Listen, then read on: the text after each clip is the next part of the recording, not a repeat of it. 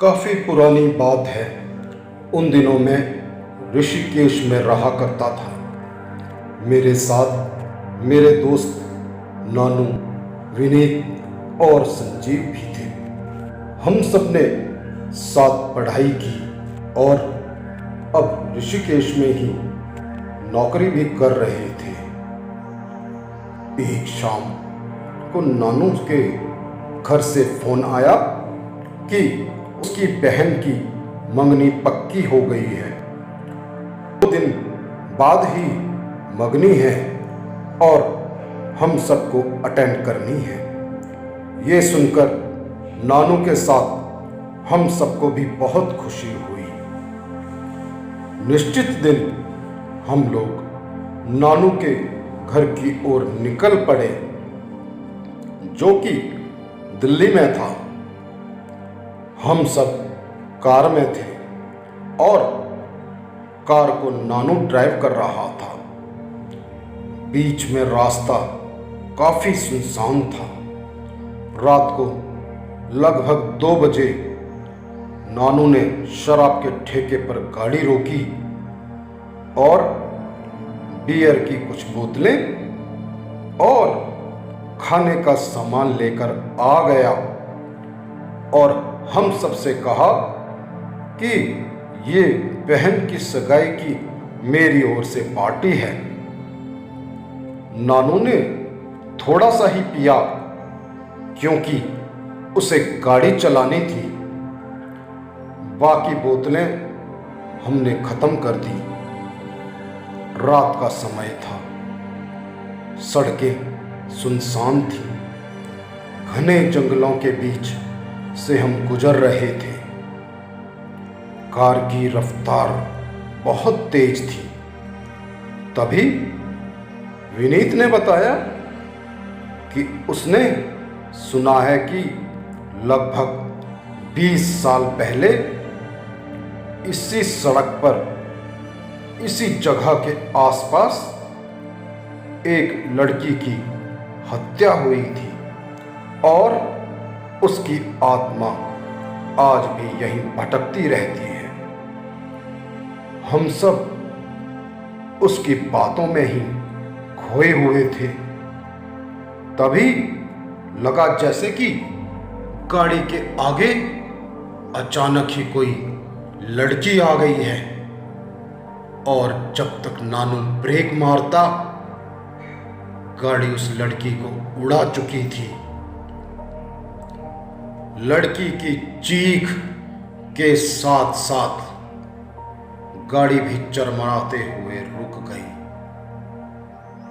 हम लोगों का सारा नशा उतर चुका था।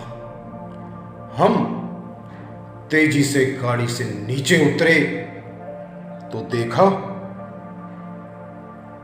तो लड़की बुरी तरह से खून में लथपथ थी।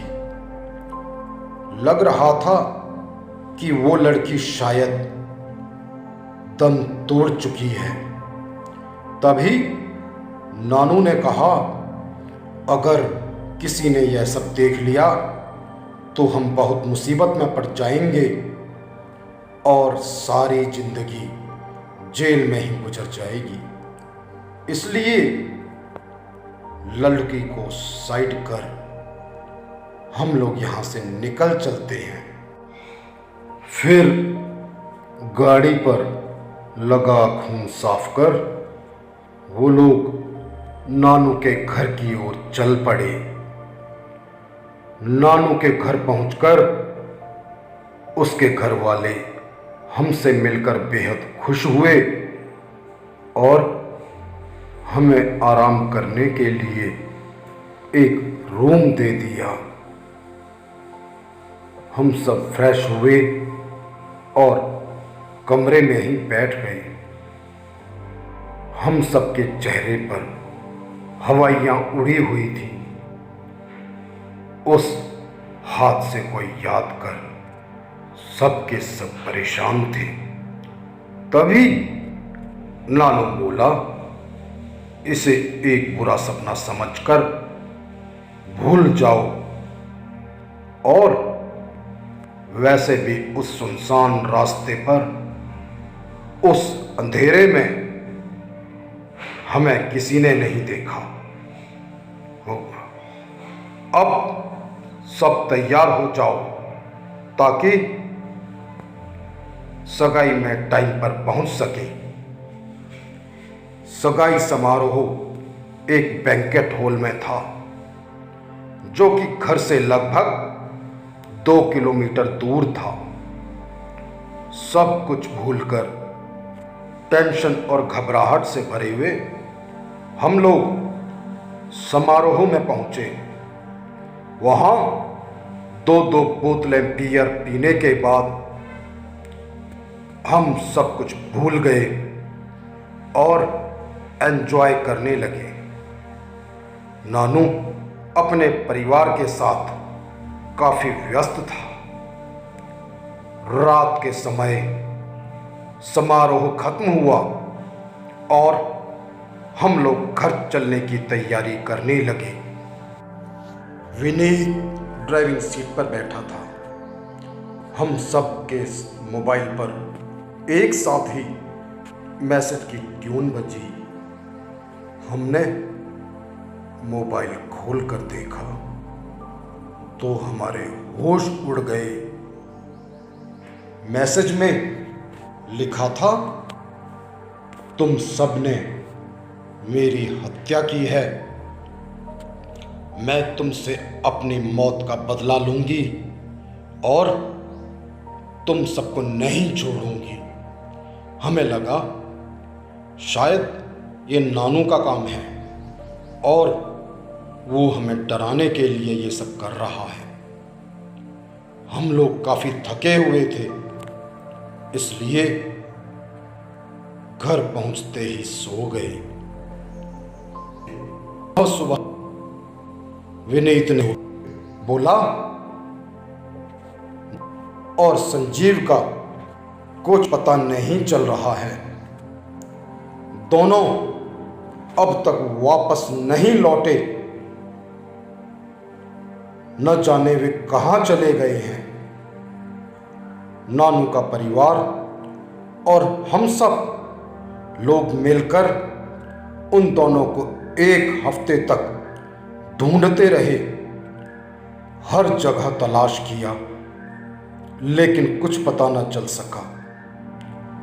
पुलिस में भी शिकायत दर्ज कराई, किंतु तब भी कुछ नहीं पता चला।